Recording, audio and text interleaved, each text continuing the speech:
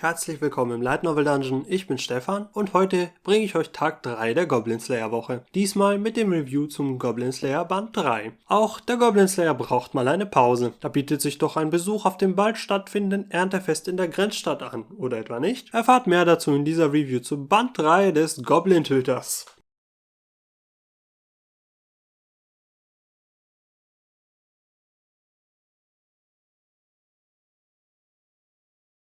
Dieses Review könnte Spoiler zu Band 1 und 2 enthalten, im Review von Goblin Slayer Band 1 und unserem Eintrag aus der Liste der deutschen Light Novels könnt ihr mehr Allgemeines zur Reihe erfahren.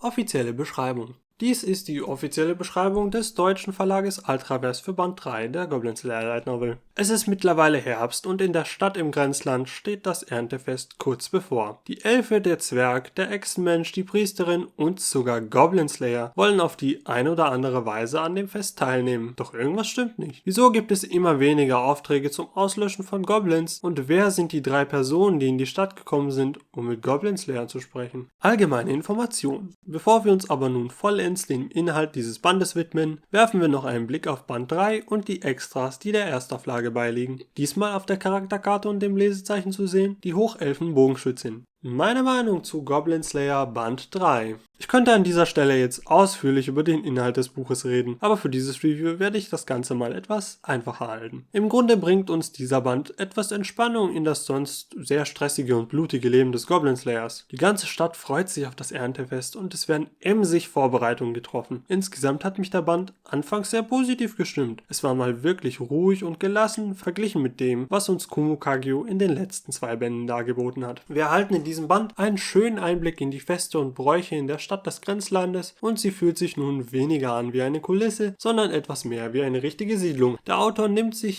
hierbei ein bisschen Zeit, die Stadt zu erforschen und lässt uns ein bisschen in den Helm des Goblin Slayers hineinsehen und erzählt eine etwas romantische Episode des Goblin Slayers, auch wenn er nun mal ist, wie wir ihn kennen. Ich kann aber nicht viel mehr verraten, ohne in Spoiler-Territorium zu geraten. Daher folgt ab dieser Stelle eine kleine Spoilerwarnung für den nächsten Abschnitt. Den nächsten spoilerfreien Abschnitt habe ich euch in einem Timestep unten angezeigt. Die Gildenangestellte schafft es endlich, den Goblin Slayer auf ein Date einzuladen, nachdem sie sich aufgrund der Konkurrenz entschieden hatte, alle ihren Mut zusammenzunehmen. Überraschenderweise hat Goblin Slayer zugestimmt, mit ihr am Nachmittag das anstehende Fest zu erkunden. Und dann fasst sich auch noch seine Kindheitsfreundin und Verehrerin, die Kuhhirte, in ein Herz und lädt den Goblin Slayer ein, sie am Morgen über das Fest zu begleiten. Ist das etwa der Beginn eines komplizierten Liebesdreiecks? Mittlerweile sollte man als Leser der Serie bereits wissen, dass Goblin Slayer nicht viel für kitschige Romantik übrig hat. Er ist auch nicht völlig verschlossen den beiden gegenüber, aber von einer Romanze hat das Ganze eher wenig, auch wenn es den ein oder anderen Lichtblick gibt. Man merkt auf jeden Fall, dass der Goblin Slayer nun etwas mehr auf seine Umwelt achtet und sich auch mal zurücknehmen kann oder sogar einfühlsam zeigen kann. Wie etwa gegenüber der werten Ritterin, die er im Ausrüstungsladen trifft. Ich war doch überrascht davon, so viel Menschliches von ihm zu sehen. Bitte mehr davon. Der Rest des Festivals sowie dessen Vorbereitungen werden schön erzählt und das Tempo der Geschichte verlangt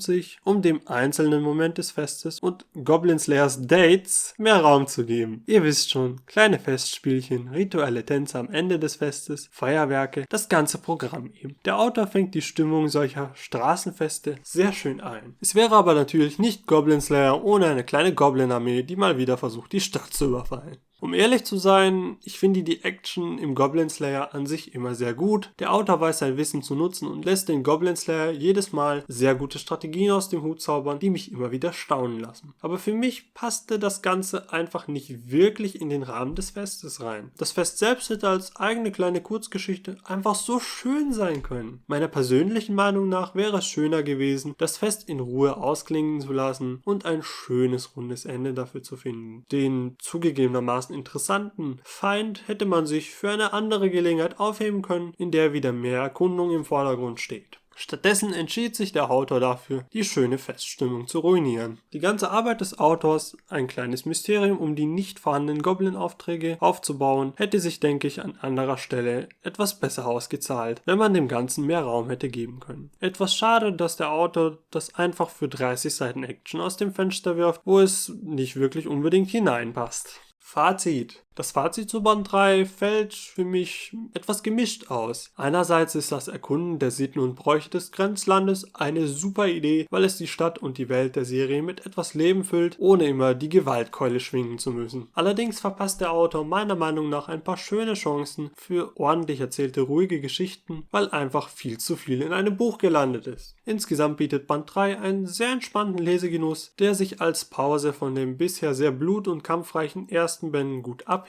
und sich daher frisch anfühlt. Kleines Trivia an dieser Stelle noch: Band 3 endet interessanterweise wohl da, wo Band 5 beginnen sollte. Aus dem Nachwort zu diesem Band des Autors bringt uns dieser im Band 4 einen Band voller Kurzgeschichten aus der Welt des Goblin Slayers. Ich freue mich schon, mehr über diese Welt zu erfahren. Erhältlich ist die Novel als gedrucktes Buch, wie schon der erste Band im Shop von Ultraverse oder beim Buchhändler eures Vertrauens für 12 Euro. Ein E-Book gibt es dazu leider immer noch nicht. Morgen habe ich für euch dann direkt den 4. Band an Tag 4 und damit ihr diese nicht verpasst, abonniert den Light Novel Dungeon, haut auf die Glocke, damit ihr eine Benachrichtigung bekommt, sobald das Video online ist, und wir sehen uns dann das nächste Mal im Light Novel Dungeon. Bis dahin, tschüss.